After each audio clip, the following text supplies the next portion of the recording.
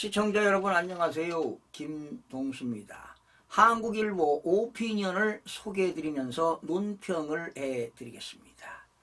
비윤석열계 김웅 국민의힘 의원이 지난 8일 22대 총선 불출마하겠다고 선언을 했습니다. 아무리 여권 내 수도권 이기론이 팽배한다 하더라도 보수정당 텃밭인 서울 강남 3구지역 지역구가 송파구가 되겠는데, 이런 지역에서 초선 의원의 불출마는 상당히 이례적이라고 생각이 됩니다. 이렇게 불출마 선언을 한 것은 대단한 용기와 결단이 아니겠습니까?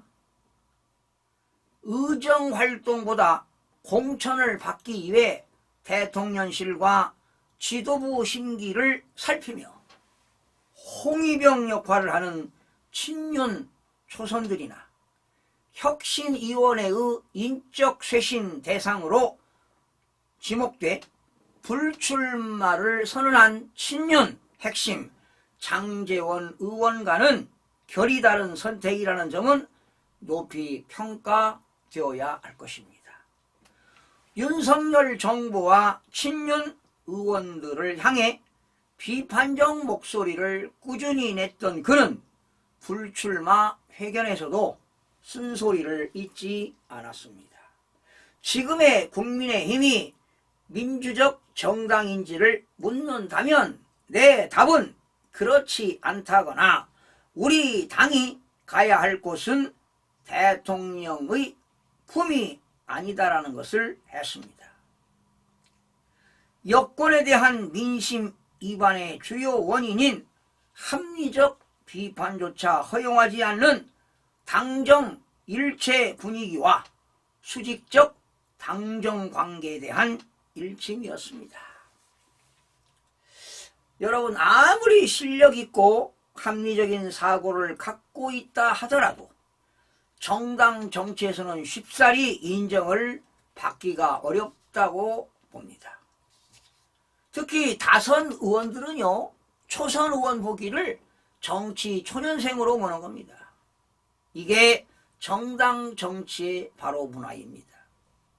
아마도 어느 조직이든 마찬가지일 것입니다. 군대 조직이나 어느 단체 조직이나 어느 사직 조직이나 마찬가지일 겁니다. 한마디로 초선 의원들이 정치 철학과 소신을 가지고 자기 목소리를 내지 못하는 것이 현 실태입니다. 여러분, 대통령실과 국민의힘 한동훈 비상대책위원회는 눈밖에 난 비주류 초선 의원들의 볼멘 소리로 흘러들어서는 안 될 것입니다. 김 의원은요, 2020년이죠. 그 당시 유승민 전 의원의 권유로 새로운 보수당 1호 인재로 영입된 후 보수통합신당인 그 당시 미래통합당이죠. 지금은 국민의힘이 되겠는데, 그렇게 미래통합당 소속으로 그해 21대 총선에서 당선이 되었습니다. 더불어민주당에서도 불출마를 선언한 판사 출신 이탄희 의원과 그리고 경제 전문가인 홍성국 의원이 정치에 발을 들인 경로와 비슷합니다.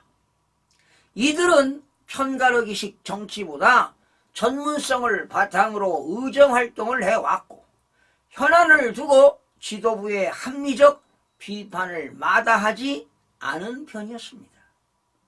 불출마의 변은 제각각이라 할지라도 적대적 공생관계에 안주하고 있는 정치에 변화를 촉구했다는 점에서 공통 분모를 찾을 수가 있습니다. 영입 인재 출신 여야 초선 의원들의 불출마 선언은 대한민국 정치의 현 주소를 보여주고 있습니다.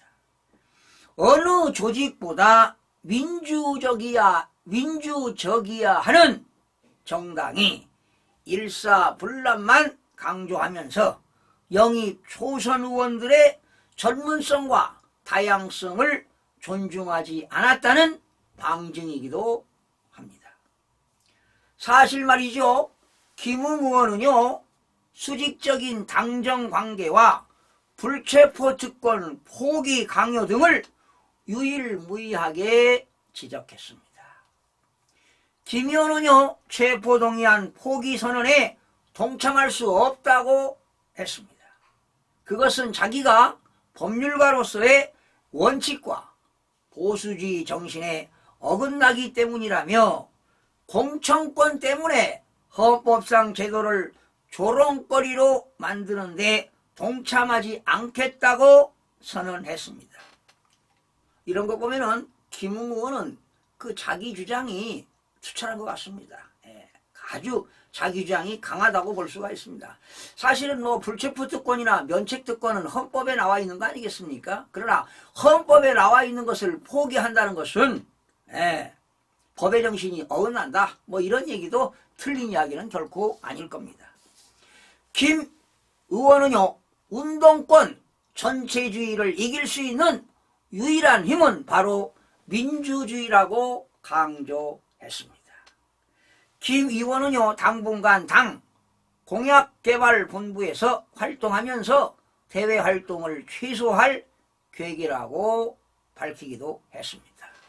여러분, 이제 올해 실시할 4월 10일 4월에 실시할 총선에 앞서 본격화되고 있는 각 당의 인재 영입 과정에서도 보여주기식 영입이 아니라